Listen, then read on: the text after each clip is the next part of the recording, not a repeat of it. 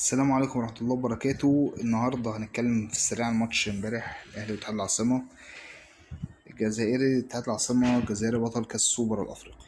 الماتش باختصار اتحاد العاصمة، يعني أنا رأيي اللي هو كسب عشان 3 أسباب.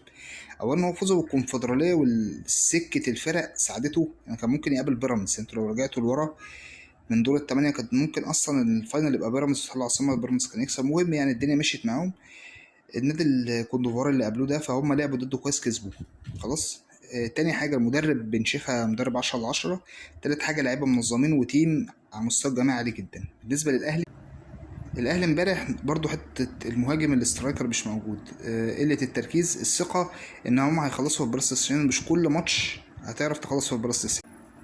مبروك للاتحاد العاصمة الجزائري وهارد لك للأهلي، إن شاء الله التعوض في البطولات القادمة، والأهلي البطل، والأهلي بطل القرن الأفريقي وبطل أفريقيا وبطل العالم العربي. سلام عليكم.